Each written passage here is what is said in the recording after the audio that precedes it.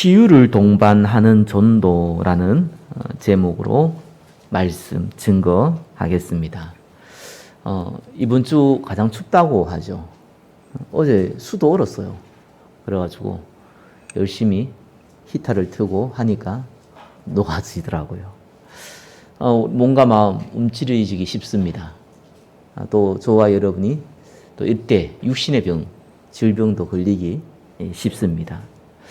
우리가 은혜의 말씀에 강해야겠고요. 하나님 우리 육신도 주셨기 때문에 육신의 건강도 유지해야겠습니다. 자, 오늘 말씀을 통해서 저와 여러분들이 치유를 동반하는 전도, 치유라는 단어와 전도라는 단어를 마음에 담으시기를 예수 그리스도의 이름으로 축원합니다.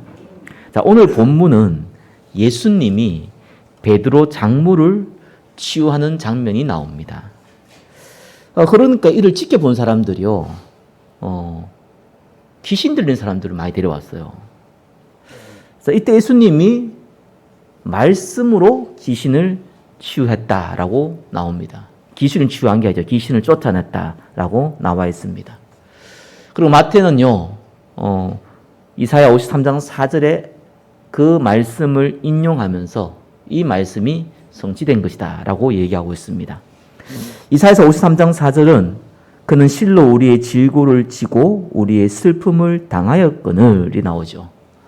여기는 이사야서는 질고를 지고, 오늘 우리가 읽었던 것은 우리의 연약함을 담당하시고 이렇게 나옵니다. 한글은 다른데 원어는 동일합니다. 동일한데 여기서는 이제 연약함도 되지만 슬픔 또 질병으로 또 해석이 됩니다. 그래서 마태는 질병이라는 부분을 오늘 좀 강조를 했습니다.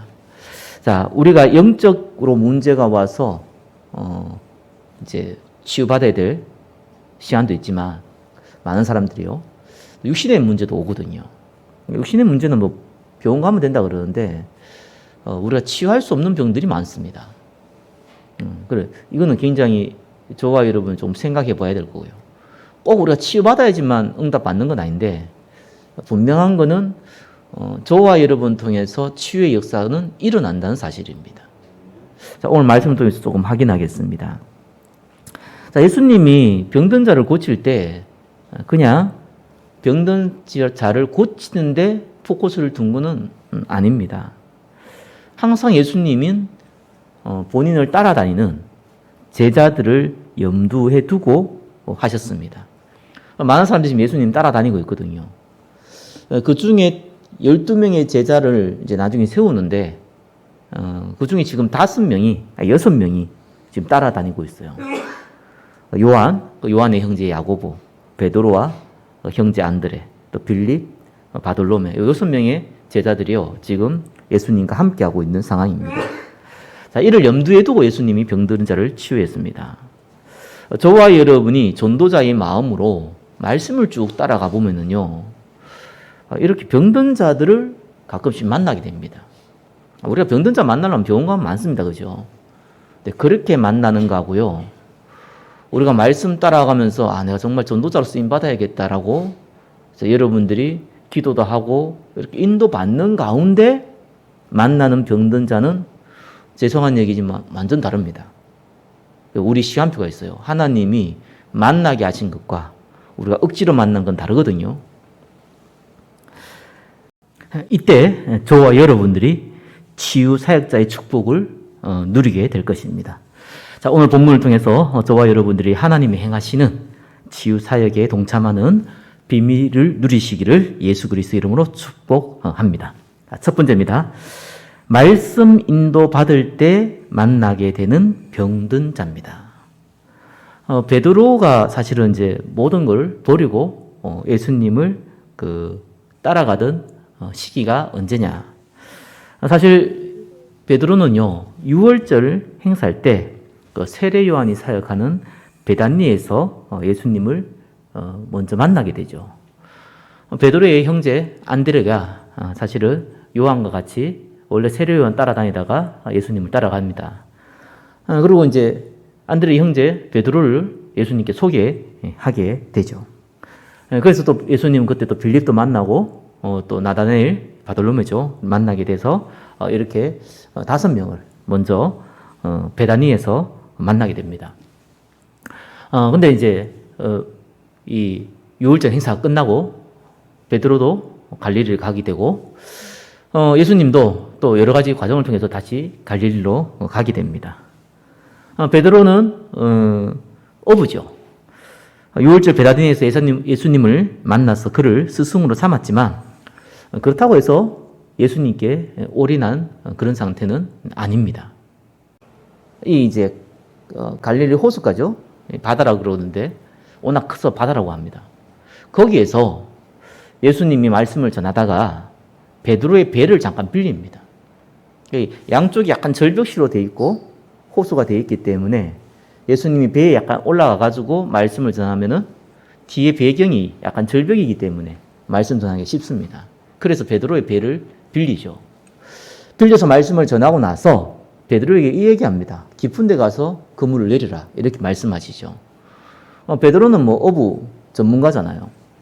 그래서 이제 깊은 데 가면 물고기 없다. 지금은 또 고기 잡을 때가 아니다. 이런 거 다 알고 있지만 베드로가 말씀에 의지하여 그물을 내리겠다. 이렇게 얘기합니다. 그 결과 그물이 찢어질 만큼 많은 고기를 거두게 되죠. 성경에는 배 2곳에 가득 찼다고 나와 있습니다. 자, 이때 베드로가 나는 죄인입니다. 이렇게 얘기하죠. 예수님이 이제 내가 너를 사람 낚는 어부가 되게 하겠다라고 하죠. 나를 따르라고 하니까 그때 베드로는 모든 걸 다 버리고 예수님을 따라가게 됩니다. 자, 이때부터 시작됐어요. 저와 여러분도 마찬가지거든요. 그냥 예수 믿었다 이런 게 아니라 정말 내가 예수님을 따라가는 정말 내가 전도자의 인생을 살아가겠다라고 결단할 때부터 사실상 현장에는 역사가 일어납니다. 그때부터 본격적인 일이 벌어져요. 왜냐하면 하나님은 우리를 생명을 살릴 전도자로 불렀기 때문에 그렇습니다. 여러분의 지식, 여러분의 수준 하나님 안 봅니다. 왜요? 하나님이 완전한 지식이고 하나님이 완전한 능력이기 때문에 저와 여러분의 지식과 능력을 보지 않습니다. 다만 뭘 봅니까? 예수님을 따라가는 전도자의 그 마음을 보는 거죠. 자, 베드로는 딴 거 한 거 아닙니다. 예수님 따라다녔습니다. 우리를 표현하면 우리가 말씀 따라가는 겁니다. 그것만 한 거예요. 그러면서 예수님이 여러 가지 기적도 일어나는데 병든 자를 고치는 장면을 본 겁니다. 지금 장면은 베드로가 예수님을 따라가면서 3번째 장면이에요. 첫 번째 장면은 가나에서 왕의 신하의 아들을 치유한 장면을 목격했어요. 그리고 두 번째는요, 가버나움 회당에서 귀신 들린 자를 말씀으로 치유한 장면을 목격했습니다. 오늘 본문은 베드로가 예수님이 병든 자를 치유하는 3번째 장면이에요. 그래서 이 베드로가 자기 장모집에 갔는데 장모님이 열병으로 지금 알아누웠거든요. 근데 이때 열병은 아마 장티푸스라고 얘기하는데 아무튼 알아누웠어요. 뭐 자연적으로 나을 수도 있지만 또 잘못하면은 심각하게 목숨이 위태롭기도 하죠. 자, 이런 이제 질병 가운데 있었는데 예수님이 이 장모를 치유했다. 이렇게 나와 있습니다. 저와 여러분도 마찬가지입니다. 전도자의 마음으로 말씀의 흐름을 따라가다 보면은 만나게 돼요. 정말 만나게 됩니다. 그때 꼭 여러분 기억하셔야 돼요. 병든 자는 현장 많습니다. 병원 가면 더 많습니다. 그죠? 지금 제가 그 얘기하는 게 아닙니다. 저와 여러분이 말씀을 쭉 따라가다가 내가 정말 전도자로 쓰임 받아야겠다 하고 있는데 그런 가운데서 만납니다. 그건 완전 다른 얘기거든요. 거기에는 하나님의 특별한 계획 숨겨져 있습니다. 치유의 역사가 숨겨져 있고요. 치유 안 받아도 구원의 역사 숨겨져 있습니다. 어떤 육신의 질병은요, 치유받아도 어차피 가야 되는 거예요. 치유 안 받는다고 해서 꼭 좋은 것도 아니고요. 안 받는다고 해서 꼭 나쁜 게 아닙니다. 더 중요한 거는 거기는 하나님의 구원의 역사가 숨겨져 있다는 것이죠.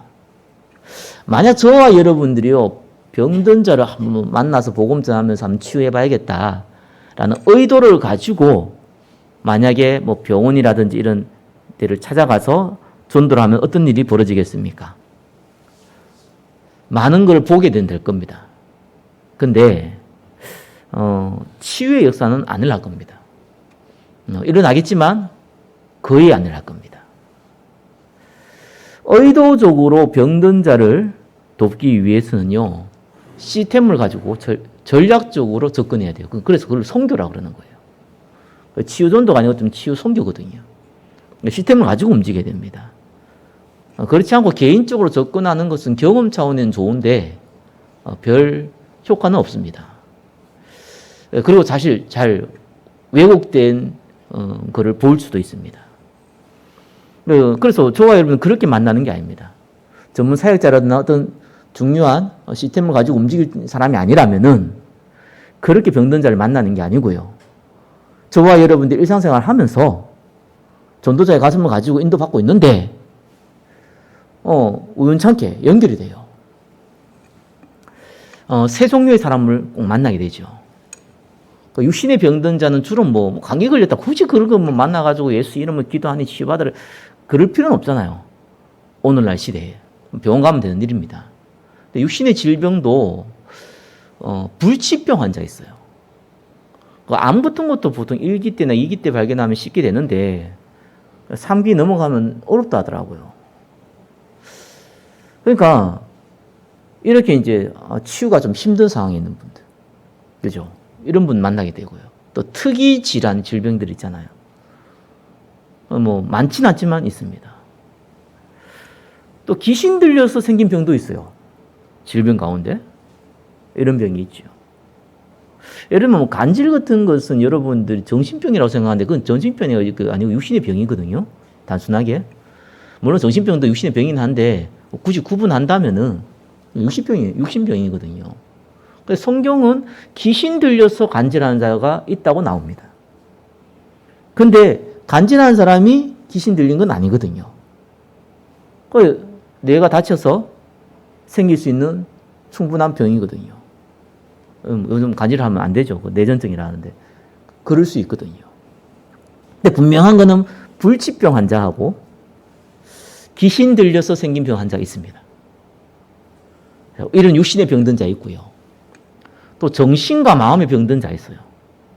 뭐 대표적인 것이 불면증입니다. 사람들 불면증 얘기를 거의 안 한대. 불면증이에요. 대표적인 정신질환입니다. 우울증 많다고 하는데 우울증 환자보다 더 많은 게 불면증 환자입니다. 여러분 잠이라도 한 시간 더 자고 싶은 것이 여러분의 이 마음이라면은 건강하다는 얘기. 잠이 안 와요. 의외로 많습니다. 젊은 사람들은 굉장히 많습니다. 다만 이걸 정신질환이라고 사람들이 얘기를 하지 않아서 그렇죠. 뭐 우울증, 뭐 공황장애 많이 있습니다. 또 분노조절장애 이런 거 굉장히 많습니다. 자, 이런 분들이 만나게 됩니다.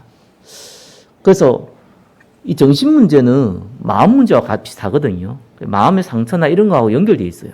그래서 정신과 마음은 거의 같이 봅니다. 사람들이 이제 정신 문제 막 이렇게 뭐 우울증, 조울증 눈에 드러나니까 정신 문제라고 그러고 마음은 눈이 안 들어오고 뭐 쏙 상하고 막 이러니까 그냥 마음 문제라고 그러는데 그렇지 않습니다. 같이 연결되어 있습니다. 또 한 종류의 사람은 실제로 귀신과 조금 연결된, 직접적으로 연결된 사람들 있지요. 주로 뭐 환청 듣는, 또 뭐 환시를 보는, 아니면 뭐 예지몽을 꾸는, 대표적인 또 무병, 이유 없는 아픔. 단순히 육신의 병이 아니거든요. 이건 뭐 불치병이라고도 얘기할 수 있겠지만 이건 또 귀신과 좀 직접적인 관련되어 있는 병들입니다. 그리고 가위 눌림을 매일 가위 눌리는, 그것도 가위 눌릴 때 귀신의 접촉이 있는 이런 사람들이 실제로 현장에서 여러분들을 만나게 됩니다. 아니 여러분들이 그 사람들을 만나게 됩니다. 아니 하나님이 정확하게 얘기하면은 붙이게 됩니다. 그런데 직접적으로 이런 사람들을 만날 때는 좀 약한 사람들 있잖아요. 가끔씩 뭐 환청 한번 듣는다거나, 뭐 가끔씩 뭐 환시를 본다거나, 뭐 가끔씩 자기가 이 뭡니까 가위 눌리는데 뭐 귀신과 접촉이 있었다거나, 아니 가끔씩 뭐 좀 이렇게 이 우울증이 있어도 뭐 그렇게 심하지 않는다거나, 뭐 공황장애에서도 약 먹으면 좀 뭐 어느 정도 사회생활 가능하거나 이런 사람들이 있어요. 그런 사람은 직접적으로 만나게 되죠. 그런데 이제 조금 심한 사람들 있잖아요. 사회생활 안 되는 사람들. 그런 사람들은 여러분 직접적으로 만나기는 어렵죠, 사실상. 우리 가족 중에 있지 않는 이상은. 근데 문제는 그런 사람의 가족들을 만나게 돼요. 근데 재미있는 사실은 그 사람들이 그런지 아닌지를 우리 눈으로는 절대로 확인이 안 됩니다. 모릅니다, 절대로. 여러분 보자마자 나 지금 정신병 걸렸는데 우리 애가 막 지금 정신질환자 정신병원에 갇혀져 있는데 이런 얘기를 한다는 것 자체가 그 이상한 사람이지 100% 감춥니다. 내 문제건 우리 가족의 문제건 간에. 아무리 친한 사람도 그 얘기 안 합니다. 절대로 안 합니다. 우연히 알긴 알 수 있어도 그 얘기를 입 밖에 꺼내지도 않고 서로가 모른 척 합니다. 왜요? 그거는 치부를 드러내는 일이거든요. 근데 그 사람이 언제 그 얘기를 하느냐? 자기 문제나 자기 가족의 문제를 언제 얘기하냐? 이 사람이면은 혹 내 문제를, 우리 가족의 문제를 도와줄 수 있지 않을까라고 딱 생각이 들 때, 그때는 얘기합니다. 그 경험을 해보셔야 돼요. 근데 그거는 내가 수단 방법으로 할 수 있는 게 아니잖아요. 하나님이 여러분의 상태를 보고 중심을 보고 붙이시는 거거든요. 안 그러면 안 붙여요. 붙일 수도 없고. 여러분 보면서 혹시 내가 이 문제를 얘기해도 좀 되지 않을까? 혹시 좀 도움을 받지 않을까? 라고 생각이 든다는 것은 여러분이 그만큼 은혜 가운데 있다는 증거거든요. 상대는 느낍니다, 그거를요. 그러니까 요런 기회가 생겨요. 막 병원 가서 찾아가지고 뭐 이런 게 아니고 그런 기회가 생겨요. 희한하게 생깁니다. 저도 전도할 때 보니까 모르고 그냥 이 교회가 너무 사람 없고 이러다 나도 뭐 버티지 못할 것 같고 이래가 그냥 아무 생각 없이 그냥 전도하자. 부흥시키겠다 이런 것보다는 일단 전도해서 하면은 안 하면 내가 미칠 것 같다. 이거 말고는 할 것도 없다. 이래가지고 한 몇 년을 전도라고 하면서 느낀 게 하나 있어요. 그 사람이 뭔 이유인지 모르겠는데 그 얘기를 하는 거예요. 제가 목사라서 얘기했냐? 아닙니다. 목사라고 얘기하는 거 아닙니다. 근데 얘기를 해요. 그래가지고 주로 가족과 관련된 자기 지인과 관련된 얘기를 한 사람이 많았고요. 또 뭐 직접적으로 문제인 살아가지고 자기 얘기를 한 사람도 있었는데 다 치유받은 건 아니에요. 몇 명이 치유받더라니까요. 저는 그거 보고 좀 놀랐어요. 어떻게 저래 될까? 신기하기도 했고요. 놀랐어요. 내가 그러고 자신감을 약간 가져가지고 좀 병든 사람 찾아가 만나가 해보니까 안 돼요. 그래서 제가 이게 하나님이 그렇게 붙이시는구나 라는 걸 알게 됐어요. 저와 여러분이 이건 그냥 기회라는 것이 이게 무슨 기회입니까? 불신자부터 아무 기회가 아니죠. 근데 우리는 그 사람을 살릴 수 있는 기회고 또 그 사람과 그 주변을 살릴 수 있는 기회거든요. 우리한테 왜 기회입니까? 전도자니까. 전도자의 목적은 증인되고 복음 증거하는 거잖아요. 그러니까 그게 기회가 되는 거예요. 그래서 1번, 2번 보니까요. 베드로의 집에 예수님이 들어갔습니다. 베드로가 장모가 아픈 것을 알고 예수님을 의도적으로 초대했는지 아니면 베드로가 그냥 장모집인데 편하게 왔다 갔다 해서 그냥 예수님이 대접하려고 초대를 했는지는 모르겠어요. 여하튼 간에 베드로의 장모가 열병 장티푸스에 알아 누운 것을 보셨습니다. 자, 그래서 이 장티푸스 걸려있는 열병에 걸려있는 베드로의 장모를 예수님이 만나신 겁니다. 이렇게 딱 시한표가 맞아 떨어집니다. 사실 예수님이 치유한 건 맞지만, 그죠? 우리 똑같습니다. 우리가 가서 우리가 뭘 치유합니까? 예수님이 치유하지. 다만 거기에 우리는 통로로, 증인으로 쓰임받는 것밖에 없잖아요. 2번 보겠습니다. 이때에 예수 그리스도의 이름으로 치유의 역사가 일어납니다. 자, 2분의 1번 보니까요, 베드로 장모를 치유했는데 15절에 뭐라고 나있니까 그의 손을 만지시니 열병이 떠나고 여인이 일어나서 예수께 수종돌더라. 이렇게 나옵니다. 예수님이 하신 거 당연히 되는 것이요. 저는 이건 좀 과한 해석인지 몰라도 여러분 육신의 병든 자를 만나시면은요, 정신과 마음이나 이런 기저부하고 다르게 육신의 병든 자를 만나면은 첫 번째 해줘야 되는 것이요, 그 사람을 위로해줘야 됩니다. 굉장히 중요해요. 내가 정신에 시달린다거나 귀신 이런 차원이 아니고 그냥 오래된 질병이 있잖아요. 특별히 또 암과 같은 질병이 있잖아요. 그거는 그 사람 마음을 굉장히 엽니다. 근데 귀신 들린 사람한테 위로하면 안 돼요. 정신 막 문제인 사람한테 막 위로하는 거 효과 없습니다. 그거. 오히려 희한하죠. 정신 문제 있거나 귀신 들린 사람 여러분 위로하거나 이러면 여러분 이용하려고 합니다. 진짜 희한합니다. 정신 문제 있거나요, 귀신과 직접적인 관계 있는 사람들은요, 여러분이 잘 해주면은요, 여러분의 육신적인 걸 이용합니다. 100% 그렇습니다. 그래서 귀신 들리거나 정신 문제인 사람들은요, 뭘로 도와줘야 되냐니까 말씀으로만 도와줘야 돼요. 근데 이제 불치병이라든지 이렇게 오랫동안 육신의 질병 가운데 안에 있는 분들은요, 위로로 시작해 드려야 돼요. 그럼 100% 마음이 엽니다. 왜? 그렇기 때문에 너무 힘들거든요. 저희 아버지가 이제 운명을 하시기에 얼마 전에, 몇 주 전에, 본인이 잘 인정이 안 되시는가 봐요. 뭐 인정이 안 되니까 건강하다는 거 자기는 괜찮다는 거예요. 그게 잘 인정이 안 돼요. 응? 인정이 잘 안 되는가 봐요. 건강히 살았고, 지금 좀, 폐가 문제 와가지고 너무 힘들긴 하지만, 그래도 전혀 문제 없을 거, 조금 이제 치유받으면 괜찮을 것 같다. 아니, 의사에게 사망신고를 받고도 그 생각을 좀처럼 못 버리더라고요. 막 살려는 의지 있다, 이런 건 아닌 것 같은데, 그런 건 아닌데, 내가 왜 이거를 쉽게 그냥 내가 갈 것 같지는 않다, 이렇게 본인이 많이, 생각을 하시더라고요. 그러다 갑자기 악화되니까요, 그런 게 안 돼요. 그래서 이제 병원에 가니까, 호스피스 병원 가니까, 의사 선생님이 뭐라고 얘기하냐니까, 과정이 있다는 거예요.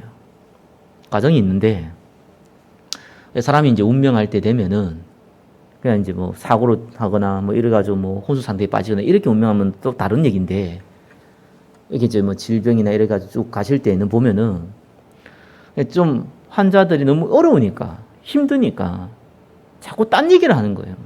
택도 안 되는 얘기, 그죠? 빨리 집에 가고 싶다, 그죠? 또 배고프니까 사달라고 그러고 얘기하고. 그럼 먹으면 죽거든요. 그런 상태에 돼 있는데도. 이런 엉뚱한 얘기하고 고집 부르고 그런다는 거예요. 근데 호스피스 오래 하신 의사들이니까 뭐라고 얘기하냐니까 무조건 그냥 알겠다 그러고 사랑한다 그러고 조금만 기다리라 그러고 계속 그것만 해주라는 거예요. 그것만 해주라는 거예요. 왜냐하면 그 상태에서는 다른 얘기가 안 통한다는 거예요. 논리적으로 접근하면 안 된다는 거예요. 무조건. 본인이 얼마나 어려우면 그 상태가 되냐는 거예요. 지금. 사실 그 얘기한 사람이 불신자들이거든요. 불신자들 보면 그거 압니다. 우리가 오랫동안 병든 사람에게요, 예수 믿어 구원받으면 돼. 사람 인생은 한 번 가는 거야. 괜찮아. 그러면 상대는요, 그 말에 눌려가지고 가만히 있을지 몰라도요, 그 사람 두 번 죽이는 거거든요. 마음은 싹 닫아버립니다. 무조건 육신에 병든 자들은요, 위로를 해줘야 돼요. 항상 그래야 됩니다. 2번 보시면요, 귀신 들린 자를 치유했잖아요. 예수님이 그때 날이 저물면 사람들이 이제 귀신 들린 사람 많이 데려왔어요. 그들을 이제 치유하는데, 이런 사람들은 위로하고 하지 마세요. 정신 문제인 사람 위로하고 이런 거 하면 안 돼요. 무조건 그 사람은 그거 가지고 이용합니다. 본인도 몰라요. 그걸 이용해 먹습니다. 그래서 계속 복음만 얘기해줘야 돼요. 그렇죠? 이 얘기하면 이 아주 동문서답 있죠? 1번 얘기하는데 복음 얘기해주고, 2번 얘기하는데 복음 얘기해주고. 그렇게 해야 됩니다. 자, 이번에 3번 보니까요. 왜 우리가 복음을 전하고 이들 놓고 기도하면 치유가 되냐? 마태복음 8장 16절이고 이사야서 53장 4절에 나와 있듯이 이거는 성경의 약속이기 때문에 그렇습니다. 하나님의 약속이에요. 그래서 야고보서 5장에도 병든 자가 있느냐? 그를 위해서 기도할 것이다. 믿음의 기도는 병든 자를 구원하리라. 주께서 그를 일으키시리라. 이 나오죠. 성경의 약속입니다. 그래서 하나님의 계획이 있기 때문에 꼭 이 병이 없어지는 것이 하나님 계획이 아닐지는 몰라도 분명한 건 거기에서 우리가 만난 사람에게 이 질병을 두고 같이 기도하고 도와줄 때에 성령의 역사가 일어나는 겁니다. 구원의 역사가 일어나요. 그걸 여쭤봐 여러분 꼭 봐야 됩니다. 자, 그러면은 병든 자를 만나면 실제적으로 어떻게 도울 것입니까? 3번입니다. 치유를 동반하는 전도입니다. 정확한 복음을 전달하는 것이 제1 목적입니다. 물론 육신의 병든 자에게 위로해야 됩니다. 근데 결국은 복음 외에는 답이 없거든요. 그래서 불신자에게는 정말 더 그렇습니다. 위로해주되 정말 복음해줘야 돼. 전달해 주는 좋은 기회입니다. 이건 가족보다요. 가족 아닌 사람이 전달할 때가 더 효과가 커요. 그건 어쩔 수 없어요. 가족 외의 사람이 더 전달할 때 더 효과가 큽니다. 저도 이제 암 걸린 환자 만나서 캐톨릭 신자인데 이분이 딱 복음 받고 일주일 안 가가지고 딱 이제 상태가 완전히 소통할 수 없는 상태 딱 변했거든요. 정말 신기합니다. 예, 복음 전한 거 외에는 답이 없어요. 제가 몇 번 간증했지만 그 며느리가 나이가 무슨 70대예요. 자기 시어머니 왜 안 죽는지 모르겠다면서 대놓고 얘기할 정도로 우리 시어머니 안 죽는다면서. 그럴 수도 있죠. 나이가 그 정도로 본인이 그 정도로 으니까 시어머니가 막 90 이래 되니까 안 가신다 이거예요. 아빠가 들어 누우면서. 그래서 이제 만나게 됐는데 말도 못해요. 입도 딱 다문 상태이고. 딱 보니까 여기 이제 성당 담임 표시가 딱 나와 있더라고요. 십자가 위에 딱 걸어놨는데 예수님 상에 딱 있는 거 딱 캐톨릭 신자더라고요. 그래서 딴 거 안 했어요. 할머니고 위로해 줘야 되잖아요. 손을 딱 잡아드렸어요. 젊은 여인에게 손 잡으면 안 되겠지만 나이 90은 노인에게 제가 손 잡는다고 뭐라 하겠습니까? 손 딱 잡아드렸어요. 그래서 제 목소리 들리면은 눈을 한번 깜빡하시라고 했습니다. 눈 한번 깜빡거리더라고요. 들린다는 얘기잖아요. 말은 못해도. 그래서 이제 얘기를 했어요. 복음을 얘기하는데 내가 중간에 어떤 얘기를 했냐니까 마리아는 구원의 통로 아니다. 이 얘기를 했어요. 근데 나 그때 깜짝 놀라서 그분이 뭐라 그러냐니까 말을 안 하는데 그거 아니에요를 몸으로 막 이렇게 움직이면서요. 대꾸를 하고 싶어 하는 거예요. 대꾸를 하고 싶은데 할 수가 없잖아요. 그러니까 내가 쭉 계속 얘기를 했죠. 성경 역사 하니까 평안하시더라고요. 그래서 내 목소리 들린다는 거 분명히 확실하니까 영접기도 하자고. 하겠냐니까 눈 깜빡거리시더라고. 그래서 내가 영접기도 했어요. 그러면 이제 그 다음 주에 가라고 했는데 못 갔거든요. 그 다음 한 2주 지나고 갈렸는데 벌써 운명이 없으시죠. 돌아가셨어요. 그러니까 보면서 참 나이 90 먹었는데 90 어떤 면에서 노화인데 더 건강하게 살고 그럴 시간표는 아니거든요. 결국은 복음도 가야 됩니다. 그죠? 그리고 구원받은 백성은요, 딴 가지 않고요, 하나님께 올인하도록 도와줘야 됩니다. 그러니까 육신의 질병이 치유 안 돼도, 그죠? 영적 힘은 없거든요. 그러면 돼요. 그러면 그것 때문에, 나 빨리 내가 병 나야겠다. 이런 것보다는, 내가 죽어도 영원한 천국에 가는 거고, 건강을 주시면은 내가 이 땅에 하나님 일을 할 것이고, 그 믿음 들어가도록 도와줘야 됩니다. 그래서 조금 치유의 가능성이 있다. 나이가 너무 많지 않다. 몇 가지 있죠, 우리. 깊은 말씀 듣도록. 그죠? 그리고 정말 내 생각이 잡히지 않을 정도로 말씀드려야 돼요. 또 내 질병이 생각나지 않도록 기도해야 돼요. 그렇게 하도록 도와줘야 돼요. 그리고 깊은 기도라고 합니다. 그리고 우리가 조금 호흡 통해 가지고요 집중할 수 있도록, 건강 회복할 수 있도록, 그죠? 몸을 살리는 우리가 깊은 호흡할 수 있도록 또 도와줘야 됩니다. 음식도 좀 질병이 때리면요 깊은 음식 뭐가 있는데, 깊은 음식이 뭐냐니까 조미료가 가능한 적게 들어가는 음식, 그걸 먹어야 돼요. 건강식품 뭐 많이 먹는다 도움 안 돼요. 여러분 조미료 다 죽입니다 사람. 특별히 몸에 안 좋은 사람한테는요. 그래 인스턴트만 안 먹어도 건강 회복됩니다. 그리고 조금 괜찮아지면요 너무 심하지 않으면은 여유 있는 운동, 그죠? 여유 있는 삶 이렇게 하도록 도와줘야 돼요. 또 정신과 마음 기적과 이런 그 관련된 질병은요 다른 걸 해결할 수 없거든요. 그 사람들은 복음만 마음에 딱 들어가면은 분명히 역사를 납니다. 근데 이게 안 들어가요. 그 사람 특징들은 뭐냐니까 대부분 내가 이렇게 막 정신 문제 있거나 뭐 아니 귀신에 좀 시달리거나 이런 사람들은요 내가 이게 복음 명적 기도한다거나 이 복음 내가 들으면은 내가 낫지 않겠냐라는 도구로서 자꾸 활용하려고 그래요. 그리스도가 주인이 되어줘야 되는데 주인이 아니라 그냥 도구로서, 한 방법으로서, 어떤 주문이 오는 한 통로로서, 부적 붙인 한 통로로서 활용하려고 합니다. 그래서 그런 사람들은 제가 매일 만나줘야 돼요. 그리고 매일 영접시켜줘야 돼요. 영접 안 됩니다. 성령 역사가 시간이 필요하거든요. 안 돼요. 왜냐하면은 이게 사실 정신과 마음, 특별히 귀신 잡힌 사람들은요 가만 아니거든. 사단이 그 생각을 붙잡고 있기 때문에 딱 생각이 그리스도의 은혜로 말미암아 복음을 받아들이는 시간표가 있어요. 그때를 우리가 몰라요. 그래서 계속 해줘야 되는 거예요. 그러면서 3번에 2번입니다. 뭘 해줘야 되냐니까 믿음이 들어가도록 도와줘야 돼요. 말씀이 딱 들어가야 되지만 두 번째는요 이 말씀이 뿌리내야 되거든요. 그게 믿음입니다. 그리고 정말 성령 충만 받아야 되는데 빌립보 3장 21절에는 만물을 복종케 하십니다. 예수 그리스도의 이름이요.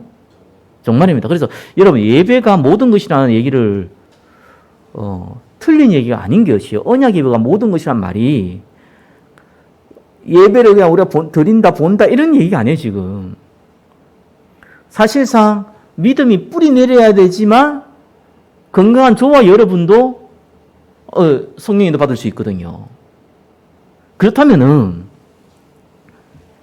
병든 사람 말할 것도 없죠. 그러기 위해서는 예배 속으로 들어가도록 도와줘야 돼요. 조금 다르게 표현하면요 예배에 미쳐야 됩니다. 우리 교회는 언약 전달하는 교회이기 때문에 예배에 미치는 교회가 돼야 돼요.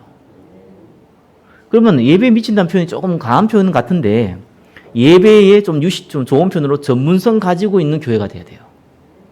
예배의 전문성이란 말은 전문가를 얘기하는 게 아닙니다. 예배 인도자는 당연히 찬양으로, 반주로, 메신저로 인도하는 사람 있잖아요. 또 방송으로. 정말 마음 담고 최선을 다하시면 됩니다. 또 예배를 드리는 자, 물론 인도자도 드리는 겁니다. 꼭 저와 여러분들이 전문성 갖추려면 딴 거 아닙니다. 다른 거 할 필요도 없어요. 예배 드리기 전에 20분만 30분만 일찍 와서요. 기도하면서 묵상하면요. 그게 최고의 전문성 가진 사람입니다. 그래야 돼요. 그게 영적 분위기예요. 교회는 딴 거 할 거 없어요. 딴 거 하더라도 그냥 가끔 필요에 따라서 하는 것이지 할 이유도 없어요. 어떤 면에서. 필요에 따라서 그냥 하면 되는 거고 대충 하면 되는 거예요. 근데 정말 전문성 가지고 있어야 되는 게 있습니다. 그게 뭡니까?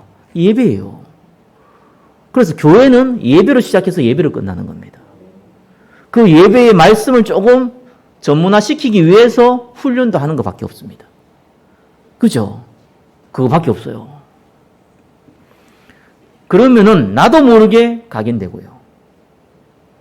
여기에 새 가족이 오는데 나도 모르게 그 사람은 그 분위기 따라갑니다. 그 생활적을 돕는 최고의 방법이에요. 예배로 시작해서 예배로 끝나는. 교회의 모든 것은 예배로 시작하고 예배로 끝나고. 그게 전문성입니다. 특별히 영적 문제 많은 사람은요, 예배에 미쳐야 돼요, 진짜. 안 그러면 안 돼요. 마태복음 12장 43절 45절 모릅니까? 악한 귀신 또 데려와요. 괜찮아서 또 얼마 전에 또 옛날로 돌아와요. 무섭습니다, 그게. 예배에 미친다는 건 처음에만 조금 몸부림치면 되는 거예요. 그 다음부터는 이거는 세상 얘기가 아니기 때문에요.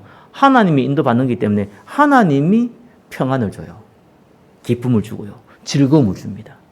그러면 얘기가 달라집니다. 처음에는 워낙 사단의 공격도 있고 자기 체질이기 때문에 안 되는데 이게 조금만 되어지면은 하나님이 은혜를 줘요. 마약을 치유하는 게 어렵잖아요. 불가능하다고 합니다. 왜 그러냐니까 마약 요즘 얼마나 좋습니까? 이제 시대가. 마약 환자가 마약 한 번 더 가면 10년 동안 그 피 돌아다닌다고 하잖아요. 그럼 피 몇 번 뽑으면 돼요. 피 다 갈아버려요, 우리나라. 이 기술이 좋아서. 그리고 또 뭐 여러 가지 치유 방법도 많습니다. 그러면 몸은 괜찮아져요. 문제는 생각이거든요. 내가 어려울 때 찾는 거 있잖아요. 술을 찾는 사람. 또 말 그대로 이 어려움을 조금 전환시키기 위해서 찾는 거 있거든요. 그게 도박일 수도 있고요. 중독된 사람들은 그냥 중독되는 게 아닙니다. 그죠? 중독될 상태이기 때문에 중독될 뿐이고.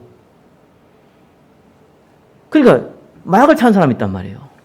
왜냐하면 그것 때문에 오는 만족감, 스트레스를 잊을 수 있는, 자기의 괴로움을 잊을 수 있는, 자기의 영적 문제를 그때만이라도 잠시 벗어날 수 있는 즐거움. 그 맛이 머릿속에 들어간 거예요. 술 좋아하시는 분도 똑같거든요. 내가 그 전환을 할 때에 오는 쾌감 있거든요. 그게 머릿속에 들어가 있어요. 그래서 중독까지 돼버리는데 못 빠져나오는 것이죠. 아무리 치유해도 또 돌아갑니다. 그래서 불신자도 이런 얘기합니다. 중독은 중독으로 치유해라. 그게 무슨 말입니까? 다른 즐거움을 가지고 있어야 된다는 거예요. 근데 그건 성경이 맞는 말이거든요. 우리의 즐거움은 그리스도로 말미암아 오는 즐거움이에요. 그 즐거움이 어디서 옵니까? 예배를 통해서. 그래 오는 겁니다. 언약의 말씀을 통해서 오는 겁니다. 그러면은 치유가 되는데 어떻게 치유됩니까? 100% 완벽한 치유라는 건 이 세상에 없습니다. 천국 가야지 있는 겁니다. 근데 성경에서 말하는 치유는 그거 아니잖아요. 내가 문제가 있을 때에 이 문제를 가지고 예수님께 나올 수 있다. 그 사람은 치유받은 자예요. 그렇잖아요. 그 문제를 내가 다른 방법으로 풀어보겠다. 그게 병든 자예요. 그럼 바울은 치유 못 받은 자가 되잖아요.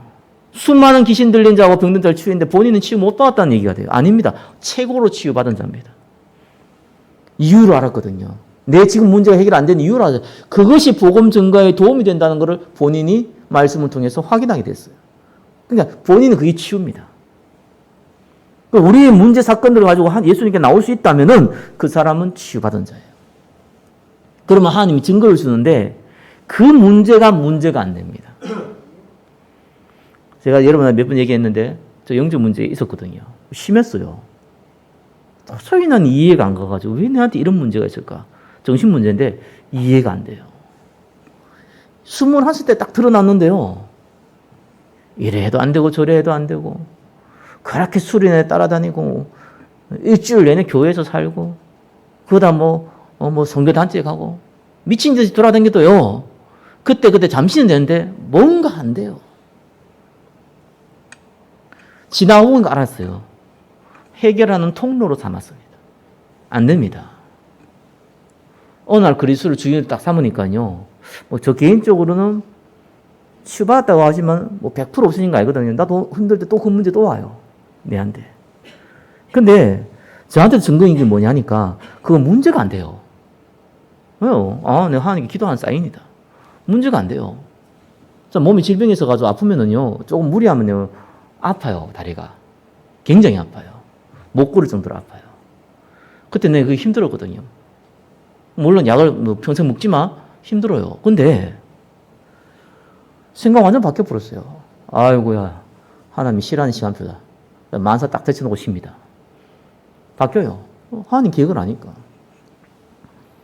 그러면서요, 3번이죠. 3번에 3번. 딱 증인되는 하나님의 절대 계획입니다. 그게 발견되죠. 나와 같은 사람이 많다. 나와 같이 어려움 당한 사람 많다.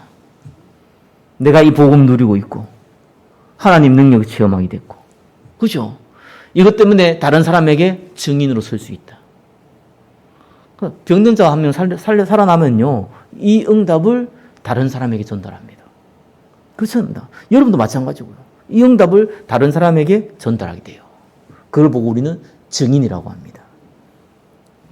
그래서 저와 여러분이 치유받고 상태가 치유받으면요, 그거는 많은 사람들을 살리는 통로가 됩니다. 증거가 되고요. 스스로가 증인이 되는 겁니다. 오늘 말씀은 우리가 말씀의 흐름을 따라가면은 하나님께서 병든 자를 만나게 하신다. 병든 자를 만나는 게 목적이 아니고 병든 자도 만나게 하신다.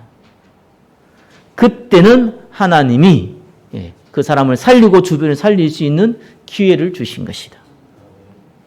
그래서 육신의 병든 자는 조금 위로를 통해서 접근하되, 정신과 마음을 통한 사람은 위로보다는 오직 말씀으로 본격적으로 접근을 하되, 그들에게 지속할 수 있는 비밀만 전달되어지면은 100% 살아난다.